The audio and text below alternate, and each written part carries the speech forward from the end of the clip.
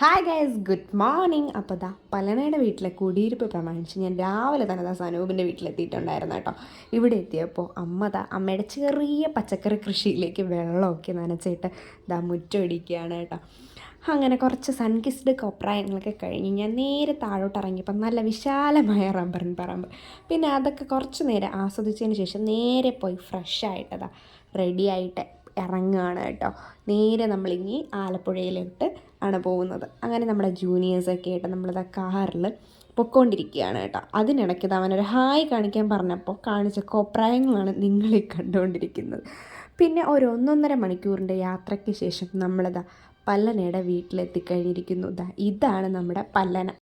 പുറത്ത് തന്നെ വെയിറ്റ് ചെയ്ത് നിൽക്കുകയാണ് കേട്ടോ ബാക്കിയുള്ളവരെ കൂടി. അപ്പോൾ അവരെല്ലാം എത്തിയതിന് ശേഷം നമ്മൾ നേരെ വീട്ടിലോട്ട് കയറി കേട്ടോ. എന്നിട്ട് ജ്യൂസൊക്കെ കുടിച്ച് അവിടെ ഇരിക്കുകയാണ്. അന്നേരമാണ് പല്ലനയുടെ റൂമിൽ പോയപ്പോഴത്തേക്കും ഓരോ പഴക്കൊലകൾ.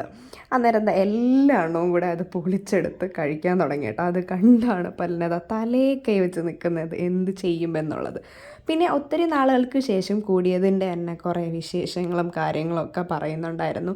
പിന്നെ അവിടെ കൊണ്ടുവരുന്ന ഗിഫ്റ്റ് എല്ലാം പൊട്ടിക്കുക എന്നുള്ളതായിരുന്നു സനൂപിൻ്റെ പണി.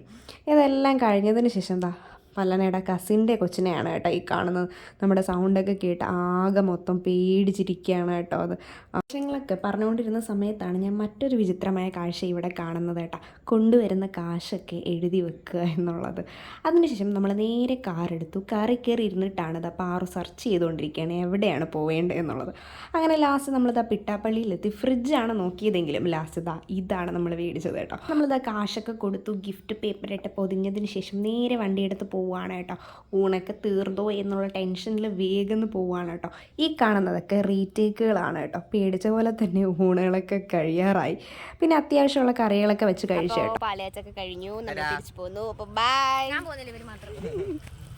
യാത്രയൊക്കെ പറഞ്ഞ് വിഷമത്തോടെ തന്നെ ഞാൻ എൻ്റെ നാട്ടിലേക്ക് തിരിക്കുകയാണ് കേട്ടോ. അപ്പോൾ അടുത്തൊരു വീഡിയോ കാണും വരെ ബൈ.